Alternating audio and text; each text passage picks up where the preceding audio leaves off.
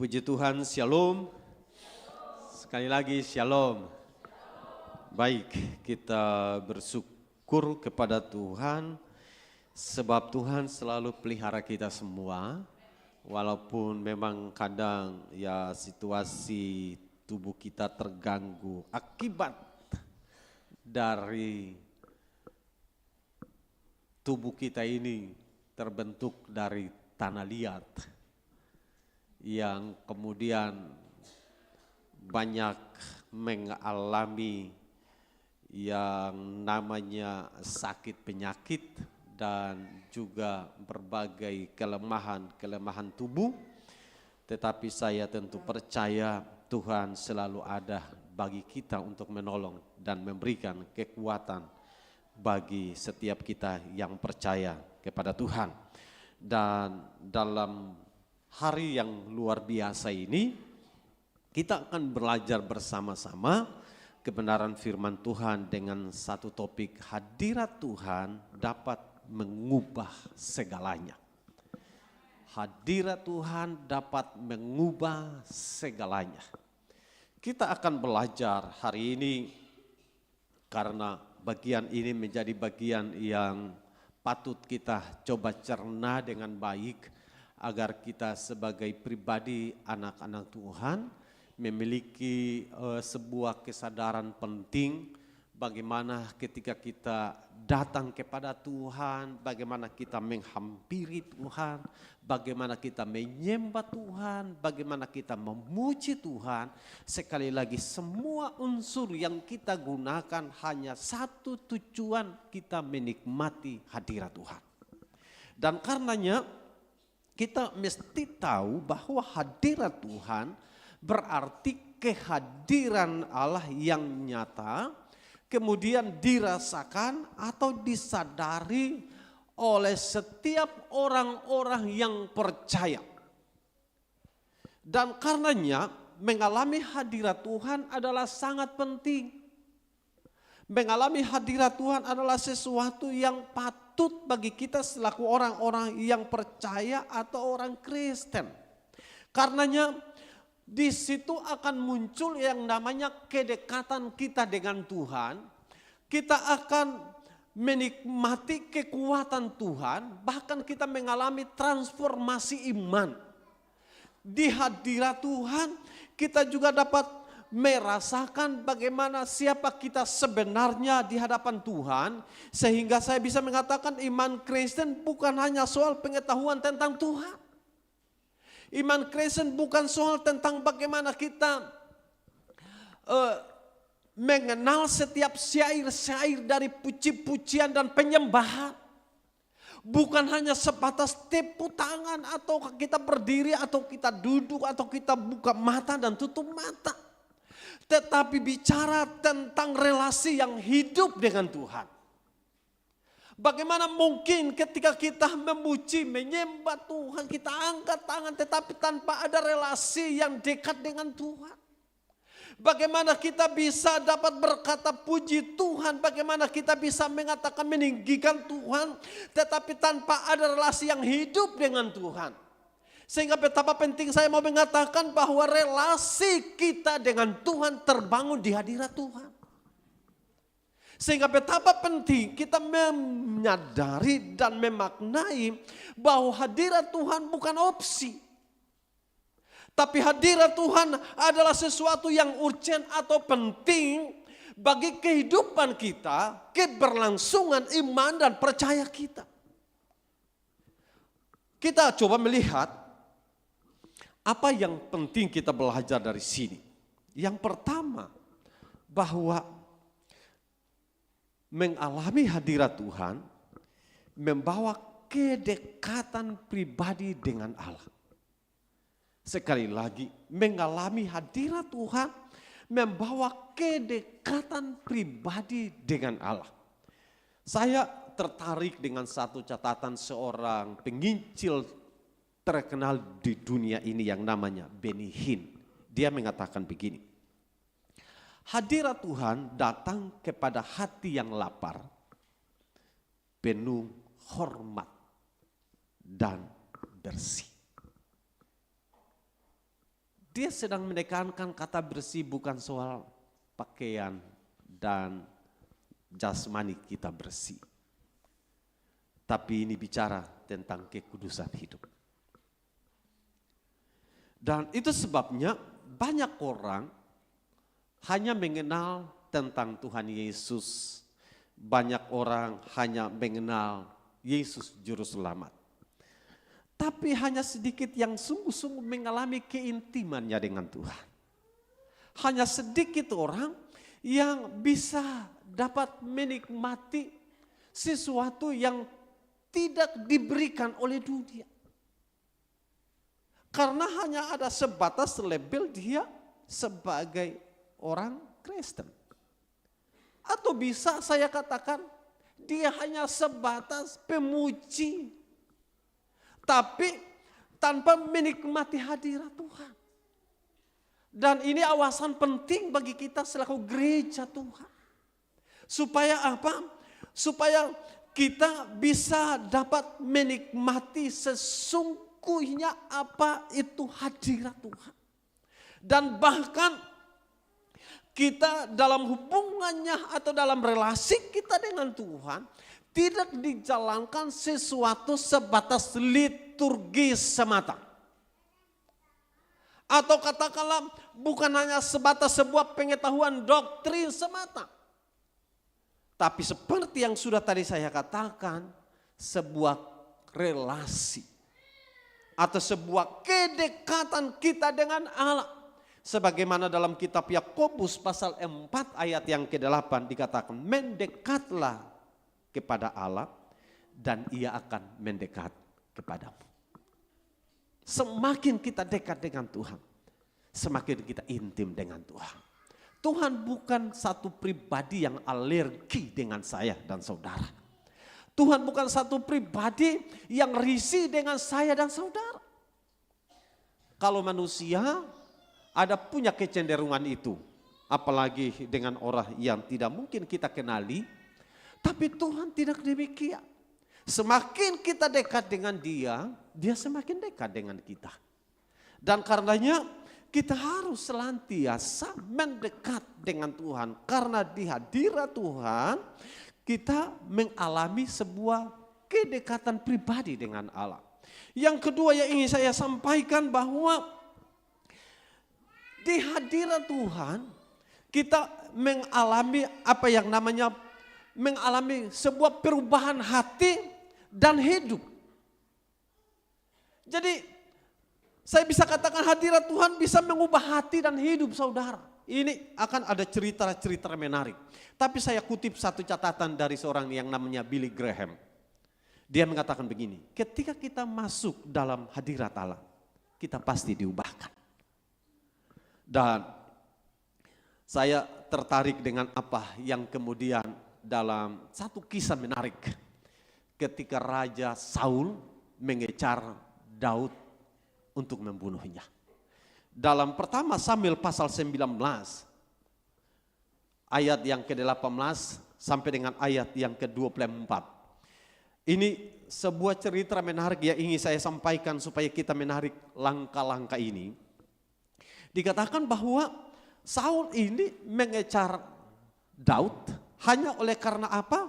Karena iri hati. Oleh karena ketakutan jangan sampai takhta rajanya, kerajaannya diambil alih oleh Daud. Walaupun memang kisah ini ketika dicatat Daud itu sudah diurapi menjadi raja. Tapi Daud bukan seorang yang ambisius memang. Dia memberikan kesempatan kepada waktu Tuhan yang tepat. Karenanya ketika Saul mengejar beberapa kali untuk ingin membunuh Daud. Daud dia tidak punya reaksi balik sebuah dendam yang seperti yang dialami atau yang ingin kemudian dilakukan oleh Saul. Jadi Daud berusaha menghindar, berusaha untuk lari.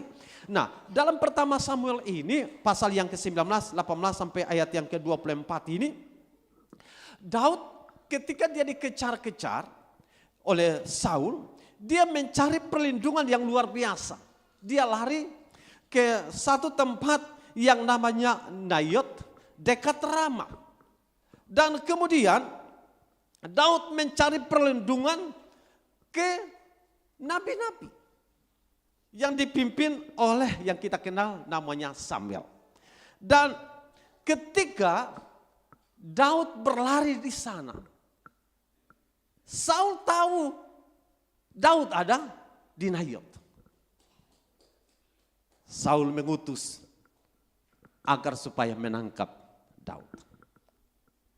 Tapi kisah lain bahwa ketika para nabi dan Samuel sedang ada di sana, Roh Tuhan sedang bekerja, dan ketika utusan Saul pergi ke sana, hadirat Tuhan melingkupi utusan itu, dan awalnya rencana untuk menangkap tidak bisa lagi.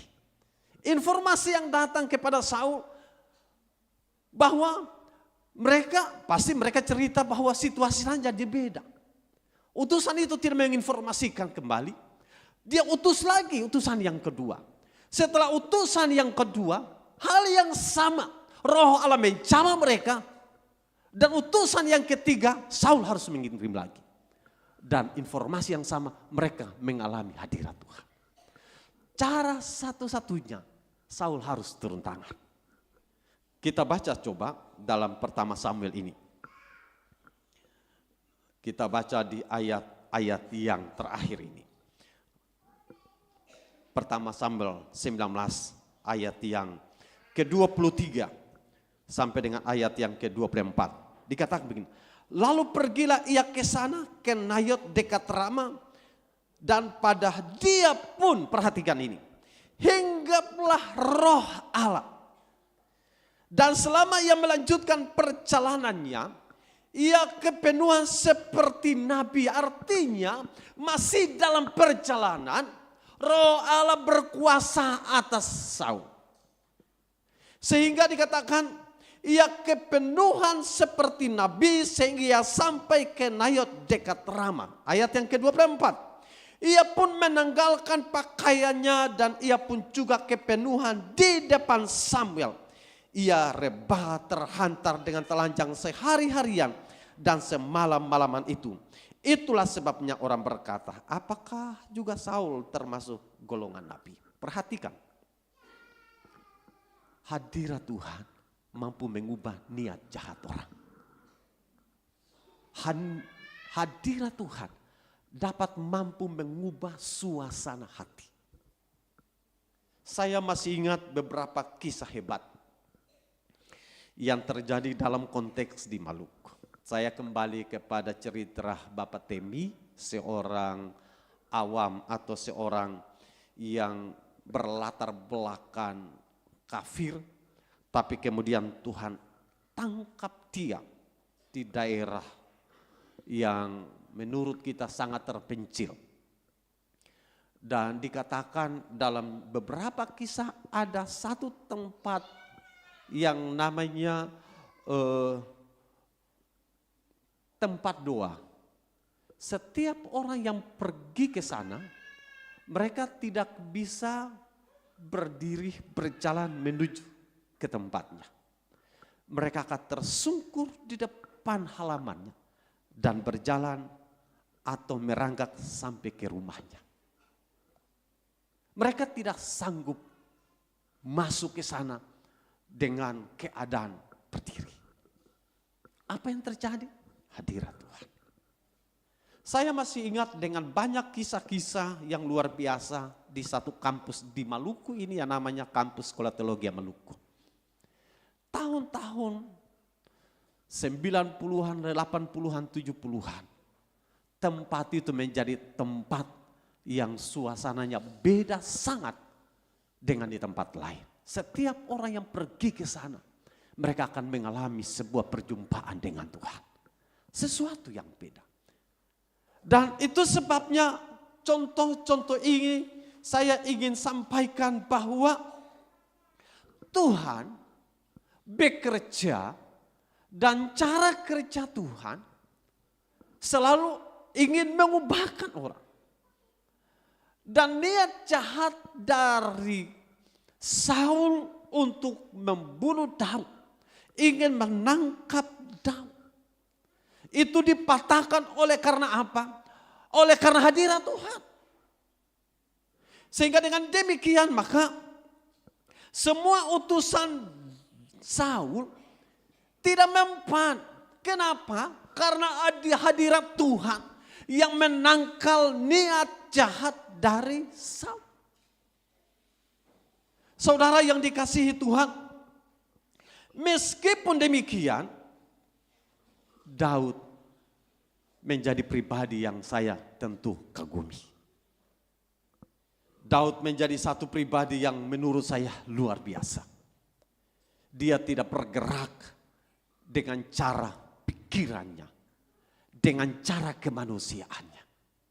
Karena dalam bagian yang lain, Daud begitu punya kesempatan ingin membunuh Saul. Daud tidak melakukannya. Di hadirat Tuhan, Saul yang egois tidak mampu berdiri karena roh Allah bekerja. Sehingga dengan demikian yang menarik untuk saya ingin sekali lagi sampaikan bahwa walaupun demikian hendaklah saya dan saudara terus belajar. Kalau saudara mungkin mengatakan situasi di kiri dan kanan saudara sulit untuk diubahkan, maka jawabannya engkau harus bisa ada di hadirat Tuhan. Kalau engkau merasa sesuatu yang berat dalam kehidupanmu, engkau tidak sanggup melihat hal-hal yang besar di depanmu, maka engkau hanya bisa punya jawaban di hadirat Tuhan. Kadangkala Tuhan harus membungkus segala sesuatu dengan yang namanya bungkusan yang mungkin kepahitan. Kadangkala hal-hal yang sulit engkau tidak bisa tembusi. Padahal di balik hal yang sulit itu ada sesuatu yang mungkin membuat engkau bahagia. Tapi sekali lagi karena kemanusiaan, maka kadang kita hanya melihat sesuatu itu hanya kulitnya. Kita tidak mampu menembusi untuk melihat isinya. Tapi Tuhan selalu punya rancangan yang hebat.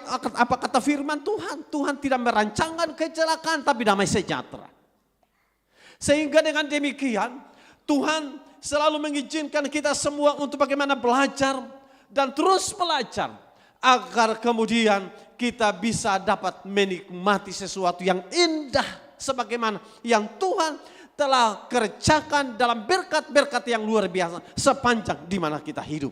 Jadi dengan kata lain bahwa seseorang yang sekeras apapun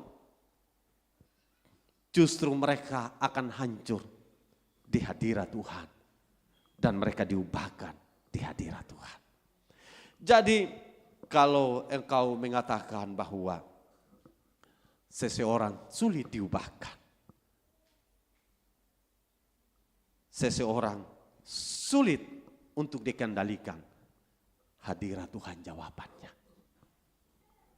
Tidak ada cara yang lain, hanya hadirat Tuhan jawabannya. Dan jatuh di tangan hadirat Tuhan hanya ada dua hal. Engkau mau berubah, Tuhan ubahkan. Engkau tidak berubah, engkau jatuh di tangan Tuhan. Dan apa yang terjadi ketika kita jatuh di tangan Tuhan? Saya percaya itu akan menarik. Tapi bersyukur kalau kita bisa di hadirat Tuhan, kita belajar berubah. Di hadirat Tuhan, kita belajar menyerahkan diri untuk diubahkan oleh Tuhan. Dan Tuhan pasti akan menolong kita semua. Nah, hadirat Tuhan itu lebih kuat dari segala rencana saya atau saudara. Hadirat Tuhan itu lebih hebat dari semua yang kita rancangkan. Sekali lagi, di hadirat Tuhan selalu ada sesuatu yang menarik yang kemudian oleh Yehezkiel mengatakan dalam Yehezkiel 36 ayat yang ke-26 firman Allah berkata, kamu akan kuberikan hati yang baru dan roh yang baru di dalam batinmu. Dan aku akan menjauhkan dari tubuhmu hati yang keras dan kuberikan kepadamu hati yang taat. Jadi ini bicara pemulihan Israel. Tetapi sekali lagi pemulihan itu terjadi ketika kita ada di hadirat Tuhan. Jadi setiap kita hanya bisa mengalami pemulihan ketika kita ada di hadirat Tuhan. Karena Tuhan memberikan kepada kita hati yang baru. Hati yang keras dilembutkan Tuhan. Dan karena itu betapa penting. Saya tadi katakan hadirat Tuhan itu bukan opsi. Hadirat Tuhan sesuatu yang urgent. Yang ketiga kita belajar. Karenanya kenapa saya katakan di hadirat Tuhan mampu mengubahkan segalanya. Karena saat kita di hadirat Tuhan, itu akan mendatangkan damai sejahtera dan sukacita. Dan ingin saya sampaikan, dunia bisa memberi kepada kita sesuatu hiburan dari luar semata. Segala sesuatu yang dari dunia itu hanya sebuah kafir semata. Tapi hanya di hadirat Tuhan yang mampu mengobati dan memberi damai dan sukacita yang tidak tergoyahkan. Karena itu sesuatu yang dari dalam. Sesuatu yang dari luar bisa goyah. Tapi kalau sesuatu yang dari dalam itu tak tergoyahkan. Tuhan tidak selalu melakukan sesuatu sebatas kafir. Tuhan selalu memberikan sesuatu yang inti dari hidup ini. Apa inti dari hidup kita? Inti dari hidup kita bukan kekayaan saudara. Karena Alkitab sudah mencatat semua itu dicari oleh bangsa-bangsa yang tidak mengenal Allah. Tapi kamu carilah dahulu kerajaan Allah dan kebenarannya. Kenapa carilah dahulu kerajaan Allah dan kebenarannya? Karena kerajaan Allah dan kebenaran itu bicara bukan soal makan dan minum. Tapi soal damai sejahtera. Damai sejahtera tidak diberikan oleh dunia. Damai sejahtera hanya diberikan oleh Tuhan. Dan karenanya ketika kita ada di hadirat Tuhan, maka akan ada kekuatan Tuhan. Dan kekuatan itulah yang memungkinkan kita bertahan. Orang yang penuh dengan damai dan sukacita sejati, dia akan mampu menerobos hal yang sulit sekalipun. Saya masih ingat dalam beberapa cerita bahwa kadangkala ada orang yang tidak bisa makan dan tidak bisa minum. Karena memang tidak ada persediaan makan dan tidak ada persediaan minum. Tapi mereka enjoy saja karena apa? Ada damai sejahtera. Damai sejahtera yang membuat kita tenang saudara. Damai sejahtera membuat kita menjalannya dengan spirit. Damai sejahtera membuat kita menjalannya dengan semangat. Sekalipun mungkin di kiri dan kanan kita itu tidak mendukung kita. Damai sejahtera membuat engkau tenang. Kalau engkau tidak memiliki damai sejahtera, jangan pernah engkau salahkan orang lain. Karena ketika engkau tidak memiliki damai sejahtera, engkau akan mudah salahkan orang. Engkau akan mudah tersinggung saudara kalau tidak ada damai sejahtera. Kalau engkau tidak punya damai sejahtera, engkau akan menjadi lemah. Engkau tidak akan menjadi berdaya. Bahkan engkau akan menjadi pribadi-pribadi yang menurut saya engkau sangat memprihatinkan. Tapi ketika engkau punya damai sejahtera, seperti yang sudah tadi saya sampaikan, situasi mungkin tidak mendukung, engkau enjoy saja. Amin. Engkau akan tenang saja. Karena itu dalam Mazmur 16 ayat 11 dikatakan, di hadapanmu ada sukacita berlimpah-limpah. Di tangan kananmu ada nikmat senantiasa. Jadi hanya ketika kita memiliki damai sejahtera akibat karena mengalami hadirat Tuhan, maka memungkinkan kita begitu menghadap Tuhan sebagai sebuah peristiwa atau sebagai sebuah perjumpaan yang mendatangkan sukacita berlimpah-limpah. Kenapa ada orang yang ketika datang kepada Tuhan dengan terpaksa? Karena mereka belum mengalami hadirat Tuhan secara luar biasa. Dan kalau mereka tidak mengalami hadirat Tuhan secara luar biasa, tentu mereka tidak memiliki damai sejahtera. Dan apa yang terjadi? Ya mereka datang dengan terpaksa. Apa bentuk terpaksanya?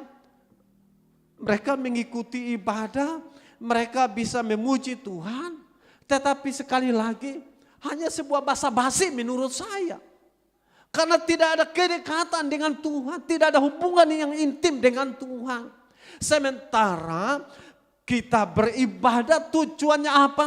Untuk membangun sebuah keintiman dengan Tuhan. Untuk membangun sebuah hubungan dengan Tuhan. Itu maksud ibadah. Jadi bukan seperti kita lapor ke satpam, bukan itu. Orang kadang menjadikan Tuhan seperti satpam, lapor. Dan bahkan kadang-kala orang menjadikan Tuhan seperti ada di stadion sebuah perlombaan. Tepuk tangan hebat. Tapi tidak merasakan sesuatu yang luar biasa. Karena tepuk tangan ini ada dua saudara. Tepuk tangan memuji, tapi tepuk tangan menghina. Coba saudara lihat. Berapa banyak orang yang tepuk tangan memuji, berapa banyak orang tepuk tangan menghina. Dan saya harap saudara tepuk tangan karena tepuk tangan memuji Tuhan. Tapi jangan lupa, kalau sebuah hubungan yang tidak terbangun dengan Tuhan, maka sama dengan sebuah tepuk tangan menghina Tuhan. Jadi artinya apa? Semua gerakan-gerakan kita harus terkoneksi dengan satu tujuan, yaitu memuji Tuhan. Jadi ini sesuatu yang bukan, sekali lagi, bukan sesuatu yang basa-basi sekali lagi.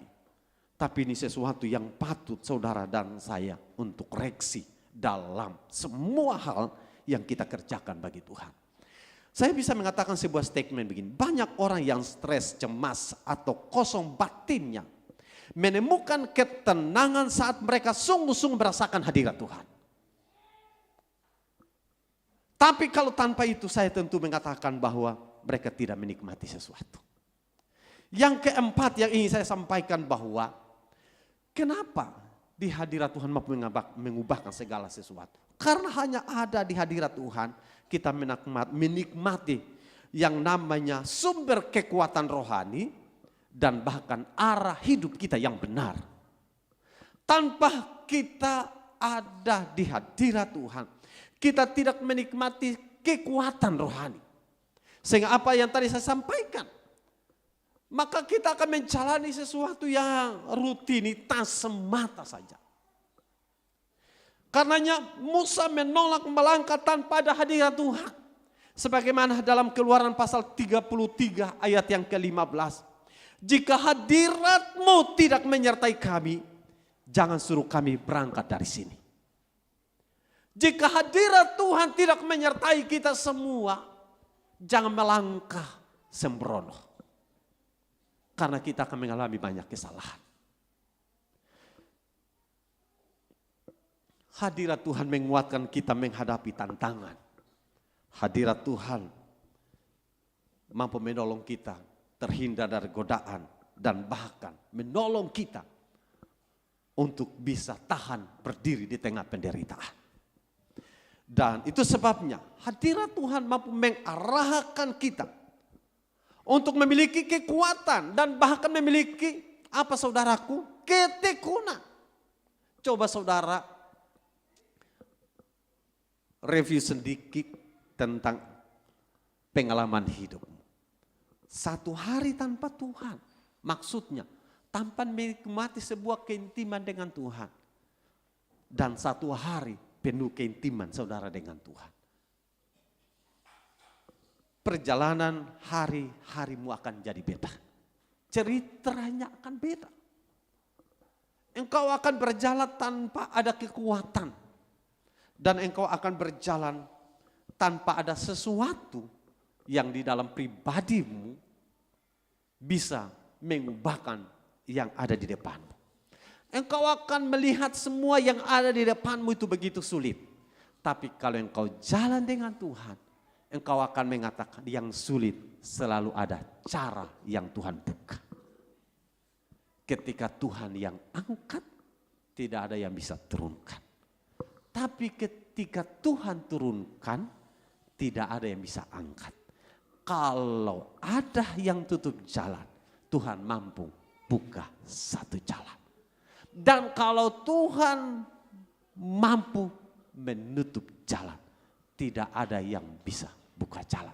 Atau katakanlah begini, semakin engkau mengalami hadirat Tuhan, semakin engkau akan mengalami mujizat-mujizat Tuhan. Semakin engkau mengalami perkara-perkara hebat. Karenanya semakin seseorang mengalami hadirat Tuhan, semakin besar kerinduannya untuk mencari Dia lagi, saudara. Jadi kalau saudara mulai seperti tertati-tati, atau seperti saudara punya kerinduan dengan Tuhan itu mulai memudar, maka tidak ada cara terbaik, engkau harus ada di hadirat Tuhan. Dan jangan engkau nyaman ketika engkau mulai dingin dengan kerinduanmu mencari Tuhan. Jangan engkau merasa nyaman ketika kerinduanmu kepada Tuhan itu mulai perlahan-lahan hilang. Karena itu ciri-ciri terbesar dalam kehidupan engkau akan mengalami bahaya kerohanianmu. Engkau mungkin masih bisa bergerak ke sana kemari aktivitasmu. Tapi sekali lagi ada bagian waktu Tuhan akan mengizinkan engkau belajar sesuatu seperti yang dialami oleh Saul. Tuhan mengangkat dia dengan hebat. Firman Allah katakan ketika Tuhan mengangkat Saul, dikatakan bahwa fisiknya berbeda dengan yang lain. Dia memiliki karisma yang berbeda. Tapi ketika Tuhan angkat roh dan pengurapan darinya, dia menjadi berbeda. Dia menjadi jahat. Tapi ketika dia semakin menjadi jahat, bukan hanya untuk dirinya akan menjadi celaka, tetapi mencelakakan orang lain juga. Jadi dalam konteks ini, kalau saya dan saudara yang sudah mengalami hadirat Tuhan, sudah punya pengalaman inti, menikmati lawatan Tuhan. Jangan sekali-kali engkau nyaman ketika engkau jauh dari Tuhan. Karena mara bahaya sedang menantimu. Karena itulah saudaraku, semakin engkau mengalami hadirat Tuhan, apa yang tadi saya katakan, semakin engkau memiliki kerinduan dengan Tuhan. Tidaklah mungkin seseorang semakin menikmati hadirat Tuhan, semakin dia menjauh dari Tuhan. Tapi semakin dia mengalami hadirat Tuhan, semakin dia haus, semakin dia lapar, semakin dia rindu bertemu dengan Tuhan. Sehingga apa yang kita kenali dengan kasih yang mula-mula perjumpaan kita dengan Tuhan, itu akan tumbuh di setiap hati kita. Dan semakin kita haus, semakin kita lapar, semakin kita dahaga tentang Tuhan, semakin kita akan mengalami perkara-perkara hebat yang dari Tuhan. Karena itu kita menjadi tidak lagi kering, kita tidak akan lagi menjalankan setiap ibadah dan rutinitas semata. Tetapi kita akan menjadikan sesuatu sebagai kebutuhan utama kita. Yang kemudian membakar hati kita, membakar gairah kita. Sehingga apapun keadaan kita tidak akan diam lagi saudara. Kita akan terus bergerak dan bergerak. Karena apa? Karena jiwa kita haus akan Allah. Sebagaimana saudara lapar, saudara perlu makan. Sebagaimana saudara haus, saudara perlu minum. Dan kenapa bagi para prajurit TNI atau Polri, mereka diajar untuk bagaimana menghadapi hal-hal tersulit, agar supaya mereka belajar di saat keadaan tersulit. Apa yang terjadi ketika keadaan tersulit? Keadaan aman kita bisa makan, keadaan biasa kita bisa minum, dengan selalu memilih yang sehat dan yang tidak sehat. Tapi di keadaan tersulit, kadangkala kita tidak pusing saudara. Bahkan air Ya mungkin ada di sebuah tempat yang karena tergenang karena hujan, bisa diminum di saat keadaan tersulit. Artinya apa? Ketika kita dalam keadaan tersulit, kita selalu rindu untuk makan, rindu untuk minum, tanpa memilih apakah enak dan tidak enak. Dan itu sebabnya saya ingin mengatakan di akhir dari khotbah ini, saya ingin mengatakan mari bangunlah rasa lapar, bangunlah rasa haus akan hadirat Tuhan. Karena hanya ada di hadirat Tuhan, kita akan mengalami perubahan. Dan itu sebabnya hadirat Tuhan jawabannya. Kiranya Tuhan akan tolong saya dan saudara agar supaya kita benar-benar lapar saudara. Benar-benar haus. Benar-benar dahaga. Jangan sampai kita menjadi orang-orang yang rutinitas semata. Saya mau agar supaya hindari hal-hal itu. Hindari hal-hal yang saya anggap ini tidak akan bermanfaat bagi kita. Hindari hal-hal itu. Karena dunia tempat di mana kita tinggal adalah keadaan yang menurut saya selalu dengan basa-basi semata. Tapi ketika kita ada di hadirat Tuhan, saatnya kita betul-betul all out. Sungguh-sungguh dengan Tuhan. Saudara meninggalkan rumahmu dengan durasi ada di sini dari 1 sampai 2 jam lebih mungkin. Itu adalah waktu-waktu yang menurut saya itu waktu-waktu yang krusial menyelesaikan semua hal yang ada di rumahmu. Dan jangan sampai hal-hal yang harus saudara selesaikan di rumahmu yang menurut saya saudara penting, tapi saudara tinggalkan. Tetapi ketika saudara ada di sini, saudara menghabiskan waktu hanya sebuah rutinitas. Saya mau saudara ada di sini dengan mengorbankan waktu saudara ada di rumah. Itu adalah waktu-waktu berjumpa saudara dengan Tuhan. Sehingga ada sebuah keintiman yang terbangun dengan Tuhan. Tuhan tolong kita semua supaya kita terus belajar semakin mengalami hadirat Tuhan. Karena hadirat Tuhan mampu mengubahkan segalanya.